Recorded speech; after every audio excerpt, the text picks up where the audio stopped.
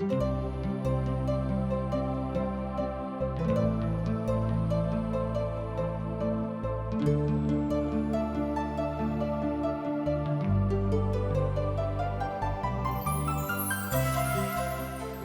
सब TWR के माध्यम से प्रस्तुत कार्यक्रम असक इजोत देख रहल छी।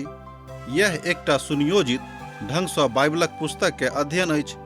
यह कार्यक्रम के उद्देश्य अछि कि लोक दुनिया बा संसार के बनाबऽ वाला परमेश्वर के उद्देश्य के बुझे बा जाने कि हुनक इच्छा के अनुरूप चलै छी कि परमेश्वर के लोकों के रूप में हम अहाँक और अहाँ के परिवारक परवाह करै छी। अहाँ सबके आध्यात्मिक रूपों से आगा बढ़ऽ में जीवनक ज्योति दऽ रहल छी। कृपया देखू आ सुनू जाहिसँ परमेश्वर अहाँ के जीवन के ढेर आशीष से भरि देथिन। आशाक इजोत मैथिली कार्यक्रम में एक बेर और हम अहाँक अभिनंदन प्रभु यीशु मसीह के मीठ आ पवित्र नाम में कऽ रहल छी। हमर श्रोता मित्र, हमर भाई बहिन, ई कतेक नीक आ मनभावन कथा अछि जे हमरा सब परमेश्वरक वचनक अध्ययन कऽ रहल छी।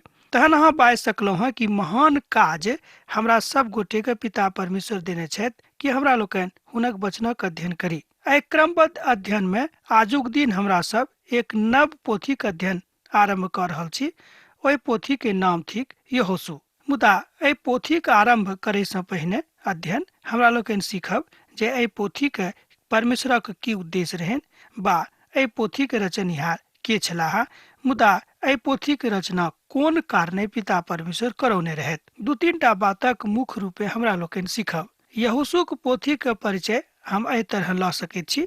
उत्पत्ति के पोथी में इसराइली के जन्म भेल रहनि, आ निर्गमनक पोथी में इसराइली के चुनल गेलनि, आ गिनती के पोथी में राष्ट्रक पहचान कयल गेलैक, आ लैव्य व्यवस्था के पोथी में सोनीतक के विशेषता के विषय में बतायल गेलैक। तहन अहाँ बाजि सकलहुँ हैं कि यहोशू के पोथी में युद्ध के विषय में आ तकरा ऊपर कोना के विजय प्राप्त कयल जायक एहि पोथी में बतायल गेल छैक। यहोशू के पोथी में इसराइली के निर्जन प्रदेशक 40 बरखक यात्रा के समाप्ति होइत अछि, जाहि यात्रा के आरंभ निर्गमनक पोथी में भेल रहै। तहन अहाँ बाजि सकलहुँ हैं कि एक महान उद्देश्य से पिता परमेश्वर एहि पोथी के रचना करौने छथि। एहि पोथी के रचना में पिता परमेश्वर मनुष्य जाति के एहि बातक सीख देबाक लेल रचना करौलखिन कि हमरा लोकनि एहि बातक सीखी कि हमरा सब कोन तरह विजयी जिंदगी बिता सकैत छी। यह विजयी गाथा के एहि पोथी में दर्शायल गेल छै। मुदा पिता परमेश्वर अपन महान दास यहोशू के माध्यम से एहि बातक हमरा सबके बताबैत छथि। यहोशू अपन पोथी के माध्यम से हमरा सबके बातक बताबैत छथिन कि हमरा सब कोना के छुटकारा पाबि सकैत छी।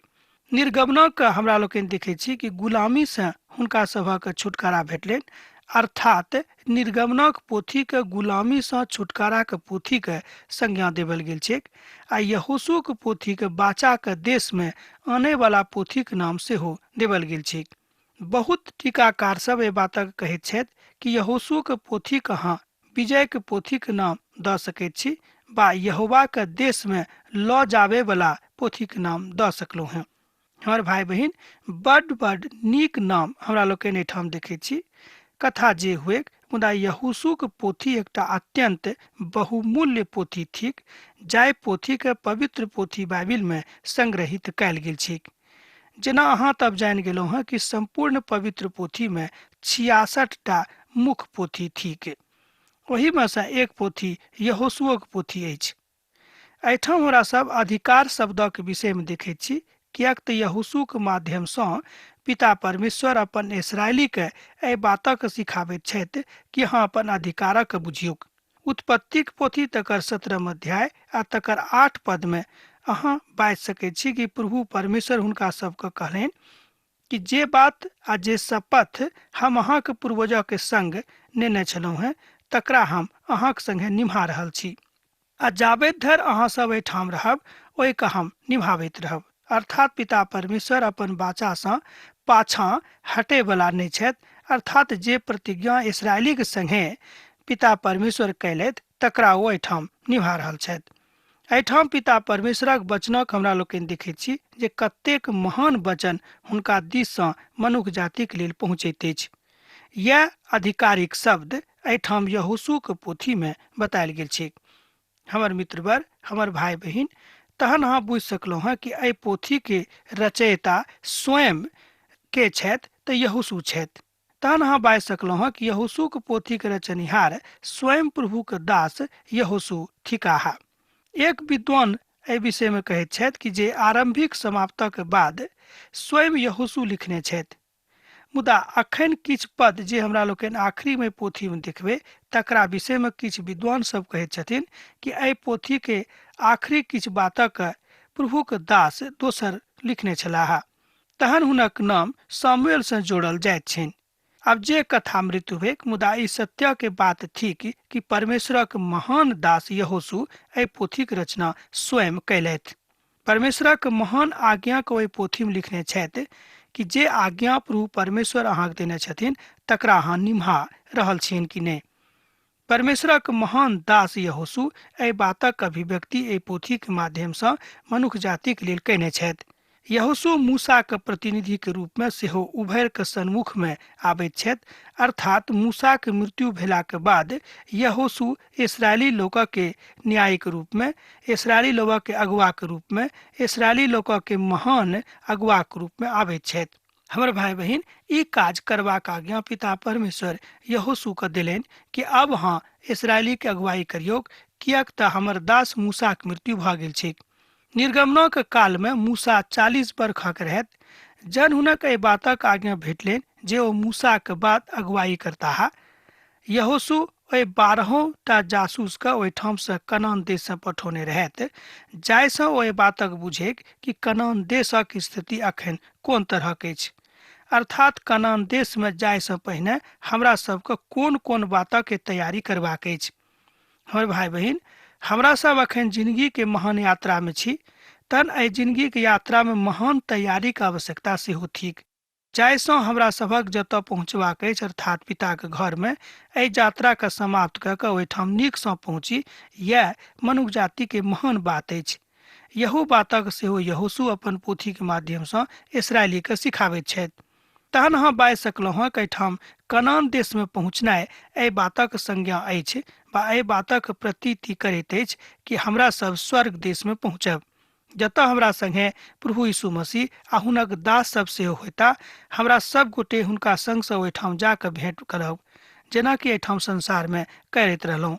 प्रभु के महान दास सबसँ सेहो हमरा सबके ओहिठाम भेंट होइत सेहो परमेश्वरक दास एहिठाम अभिव्यक्त करैत छथि। पवित्र पोथी के एकटा महान विद्वान एहिठाम बताबैत छथिन कि जहन हमरा सब एहिठाम से ओतऽ जायब अर्थात स्वर्ग में, तऽ जतेक महान दास सब प्रभुक छलाह ओहि सबसँ हमरा सब गोटे कथा कऽ सकैत छी। जहिया कहियो हम विश्वासक आँखि से ओहि दृश्य के निहारैत छी तऽ हमरो मन खूब हर्षित होइए।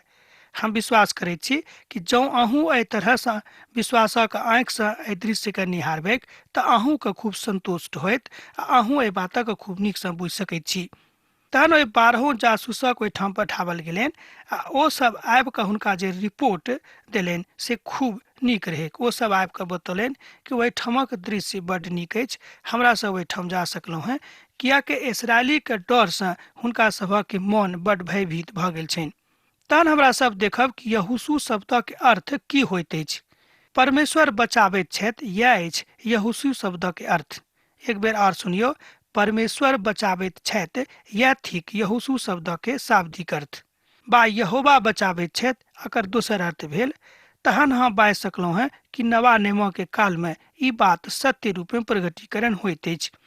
जहन शाब्दिक रूप में प्रभु परमेश्वर एहि संसार में आबैत छथि, जेना कि हमरा लोकनि यूहन्नाक रचल सुसमाचार में देखैत छी कि आरंभ में जे बतायल गेल छै कि आदि में वचन छल आ वचने परमेश्वर छलाह आ वचने परमेश्वरक संगे रहैत।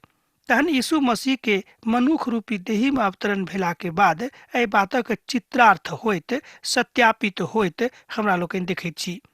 तहन परमेश्वरक महान सेवकाई का हमरा लोकनि एहिठाम देखैत छी जे यहोशू के माध्यम से हुनक अगुवाई में इसराइली लोक एहिठाम देखैत छथिन। विश्वासक सत्यापन करबाक लेल यहोशूक पोथी पढ़नाइ बड्ड जरूरी अछि आ एहि पोथीक अध्ययन सेहो बड्ड आवश्यक अछि। यहोशू एकटा महान पोथी थिक, तकरा अहाँ बिसरा नहि सकलहुँ हेँ। यहोशूक पोथी बड्ड नीक व्यवहारक पोथी अछि, विश्वासक पोथी अछि। एहि पोथीमे ओहि सभटा महान बातक विषयमे बतायल गेल छै। तहन अहाँ बता सकलहुँ हँ कि यहोशूक पोथी महानताके विषयमे कहैत अछि। यहोशूक पोथी विश्वासक बढ़ाबैवाला पोथी थिक, जाहि बातक हमरा सब नवा नेमक पोथीमे पूरा होइत पाबैत छी। अर्थात यहोशूक पोथी विश्वासक पोथी थिक, जाहि बातक अहाँ कोनो तरह एहिठाम नहि देख सकलहुँ हेँ। तकर व्यवहारिक ज्ञान हमरा सभक तहने होइत जँ हमरा लोकनि पोथीके खूब नीकसँ अध्ययन करब। यहोशूक पोथी के प्रथम 12 अध्याय प्रतिज्ञाक देशमे आगमनक बखान करैत अछि आ तकरा बाद 13 अध्याय से लऽ कऽ 21 अध्याय धरि हमरा सब देखैत छी जे भूमिक भागक होइत अछि, जाहिमे इस्राएली गोत्रक भूमि बाँटल जाइत छनि। एहि पोथीक समापन यहोशूक अंतिम सलाहसँ होइत अछि। तहन अहाँ बुझि सकलहुँ हँ कि एहि पोथीमे बहुत महान ज्ञान लुकायल छैक, तकर अध्ययन भेनाइ बड़ जरूरी थिक। सबसँ जे पैघ बात एहि पोथीमे बतायल गेल छै कि इस्राएली सबके यहोशू एहि बातक बता देलनि कि अहाँ सभक अपन ज्ञानमे रहबाक अछि, एम्हर ओम्हर जेबाक नहि अछि। यहोशूक महान कालमे अधिकारक दियाबैवला वएह छलाह, किएक तऽ हुनका माध्यमसँ पिता परमेश्वर इस्राएलीक अगुवाईके भार दऽ देने रहनि। तकरा हमरा सब खूब नीकसँ एहिठाम बुझैत छी, जाहि बातक एहिठाम डॉक्टर मैगी साहब कहैत छथि कि यहोशूक माध्यमसँ पिता परमेश्वर इस्राएलीक अगुवाईके नियुक्त कऽ देलनि। अर्थात हमरो सब एहि बातसँ एकटा कथा सीख सकैत छी, एकटा ज्ञान सीख सकैत छी जे पिता परमेश्वर जहन हमरा सबके एहि बातक लेल नियुक्त कऽ देने छथि कि हमरा सब प्रभु यीशु मसीहके विषयमे लोक सबके बताबी, तऽ एहि बातसँ कहियो हमरा सभक एम्हर उम्हर नहि होयबाक अछि। हमर भाई बहिन, ई बात कतेक सत्यक थिक कि हमरा सब प्रभुके जानै छी। हमर विश्वास है कि अहाँ सब परमेश्वरक वचनक अध्ययन क्रमबद्ध रूपे कऽ रहलहुँ हैं। अहाँ सब सेहो खूब बहुत नीक नीक बातक सीख रहल छी। यहोशूक आदेशक हमरा लोकनि देखब, तहन पहिल अध्याय के पहिल पदक जो हमरा लोकनि देखैत छी तो एहि तरह बतायल गेल छै। प्रभुक दास मूसा के मृत्यु के बाद प्रभु हुनक सेवक यहोशू से जे नूनक पूत छलाह कहलनि, जँ अहाँ एहि बातक बड्ड गंभीरतासँ लेबै तऽ पढ़ब जे बात मूसाक संगे होइत रहनि आब वह बात यहोशूक संगे भऽ रहल छनि। अर्थात स्वयं प्रभु आबि कऽ हुनकासँ कथा करैत छथि। तहन अहाँ ई नहि बुझबै कि यहोशू हुनका आँखिसँ अर्थात अपन दैहिक आँखिसँ देखने रहथि। जेना मूसा प्रभुके अपन दैहिक आँखिसँ नहि देखने रहथि, एही तरह यहोशूओ परमेश्वरके अपन दैहिक आँखिसँ नहि देखने छलखिन, मुदा हुनक स्वरके, हुनक शब्दके, हुनक वाणीके ओ खूब नीकसँ सुनैत रहथि, किएक तऽ हुनकासँ प्रभु कथा करैत रहथिन। हमर भाई बहिन, एही तरह प्रभु यीशु मसीह अहूँसँ कथा करबाक लेल अहाँके सन्मुखमे ठाढ़ छथि। जँ अहाँ प्रभु यीशु मसीहके बातक सुनि रहल छी तहन अहूँ हुनक भेड़क झुंड बनि सकलहुँ हैं, किएक तऽ प्रभु यीशु मसीह कहैत छथि कि हमर भेड़ हमर स्वरके सुनत आ तकरा चिन्ह सेहो जायत कि हमर स्वर अछि। हमर भाई बहिन, हमरो सभक परमेश्वरक स्वरक सुनबाक अछि, तकरा चिन्हबाक अछि कि हमर प्रभुके ईश्वर थिक। यह बात आजुक संदर्भ में बड़ महानता के थिक। तैं अहाँ बाजि सकलहुँ हँ कि एहि गंभीर बातक पिता परमेश्वर एहिठाम प्रगटीकरण करैत छथि। तथापि व्यवस्था विवरणक पोथीमे एहि बातक एहिठाम अभिव्यक्ति होइत हमरा लोकनि देखैत छी। यहोशूक द्वारा लिखल गेल छलनि, एहिमे कोनो शक नहि थिक। एहि पोथीके यहोशू स्वयं अपन अनुभवमे अर्थात पवित्र आत्माक अगुवाईमे लिखने छथि। हमर दास मूसा मरि गेलाह, अब अहाँ आउ आ कमर बान्हू और समस्त प्रजा समेत यरदन नदी के पार कऽ कऽ ओहि देश में जा जकरा हम हुनका अर्थात इसराइली के दऽ देने छियनि। हमर भाई बहिन, एहि दोसर पद में पिता परमेश्वर यहोशू के बड़ स्पष्ट आज्ञा दऽ रहल छथि कि जाय भूमि के, जाय देशक हम इसराइली सबके दऽ देने छियनि, अहाँ यरदन पार कऽ कऽ ओहिठाम चलि जाउ। हमर भाई बहिन, हमरो सभक जिंदगी के यर्दन पार करबाक अछि, किएक तऽ हमरा सब जँ यर्दन पार नहि करब तऽ कोना के परमेश्वरक शरण में जायब, कोना के स्वर्ग धाम में जा सकलहुँ हैं। हमर दास मूसा अब मरि गेला है, अब अहाँ तैयार भऽ कऽ हिनका सबके अगुवाई करू, किएक तऽ हिनक अगुवाई अब अहींके करबाक अछि। ई बात पिता परमेश्वर हुनका कहलनि। मुदा आरंभिक काल में जँ हमरा सब यहोशू के जिंदगी के दिस देखी तऽ यहोशू खूब पैघ नहि छलाह, अर्थात एक साधारण मनुखक जकाँ हुनक स्वभाव रहनि आ एकटा साधारण मनुखक जकाँ हुनका लगमे ज्ञान रहनि। तहन जरूरी अछि कि एहि सबटा बातक हमरा सब नीकसँ बुझिए आर परमेश्वरक महिमा के करिए, किएक तऽ अगुवाई के बात एहिठाम भऽ रहल अछि। अगुवाई भेनाइ सेहो बड़ जरूरी थिक। जँ हमरा सब अगुवाई नहि करब, जँ अगुवाई नहि पायब तऽ कोना के ई काज भऽ सकैत छै। तथापि मनुख जाति के प्रतिज्ञा के देश में गेनाइ बड्ड जरूरी रहनि। एहि तरह हमरा लोकनि देखैत छी कि महानता के बाट जे प्रभु के दिस सँ आयल रहैक एहिठाम भऽ सकैत कि नहि। तहन अहाँ बता सकलहुँ हँ कि यहोशू के माध्यम सँ ओहि महान काजक पिता परमेश्वर कराबऽ वाला छथि, जाहि बातक लेल इसराइली सब वा इजरायली प्रजा बहुत दिन सँ बाट जोहैत रहथिन। हुनका सबके कनान देश में अयबाक रहनि, अर्थात प्रतिज्ञा के देश में।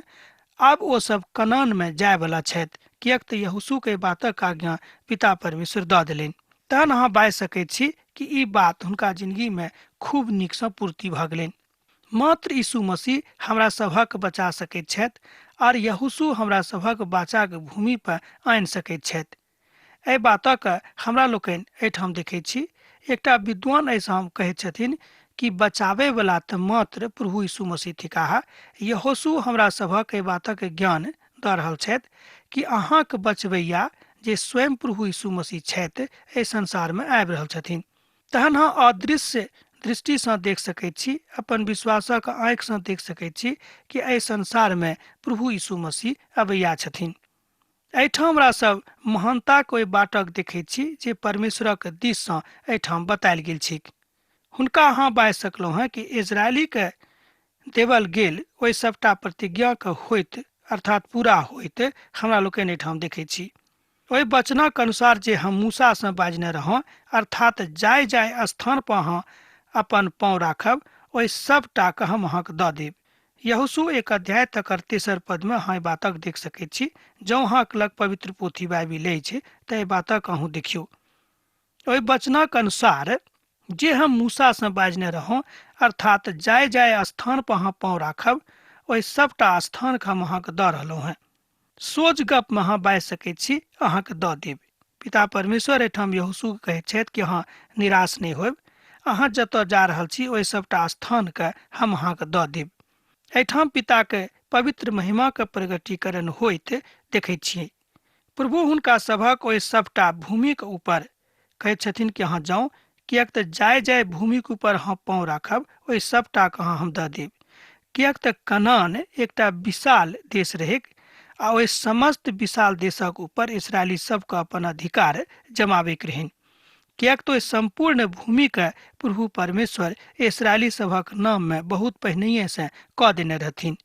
एहि बातक ज्ञान कनानी सबके सेहो भऽ गेल रहनि, किएक तऽ कनानियों में से बहुत कियो पवित्र पोथी के ज्ञाता छलाह। हुनका सब ज्ञानक लेल पवित्र पोथी के अध्ययन करैत रहथिन, अर्थात बहुत विद्वान सब कहैत छथि कि कनानियों सब व्यवस्था के पोथी के जानैत रहथिन। तैं ओ सब सावधान छलाह कि जँ इसराइली सब एहि देश में आयत तऽ हमरा सब हुनका मारि कऽ भगा देबनि। बादक इतिहास में जहन हमरा लोकनि देखबै, बादक अध्ययन हमरा लोकनि पायब कि हुनका सब बहुत डेरा गेलखिन, किएक तो सब बुझि गेलाह कि कनानी सब यर्दना के कछार पर आबि कऽ अपन छावनी दऽ चुकल छथि। एहि अधिकारक की अहाँ बुझैत छी बा हम बुझैत छी हमर भाई बहिन? ई बड्ड सत्य के कथा थिक कि जँ हमरा सब अपन अधिकारक बुझी। जँ हमरा सब अपन अधिकारक नहीं बुझब तऽ पिता परमेश्वरक महिमा के कोना देखब। निर्जन प्रदेश और लबानोन सँ लऽ कऽ फारात महानदी धरि और सूर्यास्तक दिस और महासमुद्र धरि हित्ती के समस्त देश अहाँके भाग ठहरत। एहि बातक अहाँ 4 पद में देख सकैत छी। एहिठाम एहि तरह बतायल गेल छै कि निर्जन प्रदेश आर लबानोन से ल क फारात नदी धरि और सूर्यास्तक दिस और महासमुद्र धरि हित्तीक समस्त देश अहाँक भाग ठहरत। प्रभु परमेश्वर हुनका सबके एहिठाम बहुत पैघ जमीनक भाग दऽ रहल छथि, जकरा अहाँ 3000 वर्ग मीटर में नापि सकैत छी बा स्क्वायर माइल में नाप सकैत छी। बहुत विद्वान सब कहै छथिन कि 3000 स्क्वायर माइल ने यहू से बेसी ओहिठामक भूमि रहेक। अब जे होइक, मुदा अहाँ इतना बाय जरूर सकलहुँ हैं कि ओहिठामक भूमि बहुत पैघ रहेक, बहुत नमहर चौड़ा रहेक। अर्थात हुनका सभक चौहद्दी, ओहि कनान देशक चौहद्दी बहुत पैघ छलीक। एक कोना से दोसर कोना बहुत दूर धरि रहेक। मुदा वो सब अर्थात इसराइली सब एहि समस्त भूमि के ऊपर अपन अधिकारक ओहिठाम नहीं देखै छथिन। अर्थात इसराइली सब ओहि भूमि के मात्र 10म भाग पर अपन कब्जा कैने रहत। एहि बातक सेहो विद्वान सब कहै छथिन। हमर भाई बहिन, जहन प्रभु अहाँके बहुत किछु दऽ रहल छथि तहन अहाँ किएक कनि मनि लऽ कऽ संतुष्ट होइत छी। ई संदर्भ अछि कि हमरो सब एहिठाम एकटा आत्मिक ज्ञान छुपायल अछि कि हमरो सब की करैत छी। जहन आत्मिक ज्ञान में हमरा लोकनि कनि मनि बढ़ैत छी तऽ हमरा लोकनि संतुष्ट भऽ जाइ छी कि हमरा सभक आत्मिक ज्ञान अब बहुत भऽ गेल।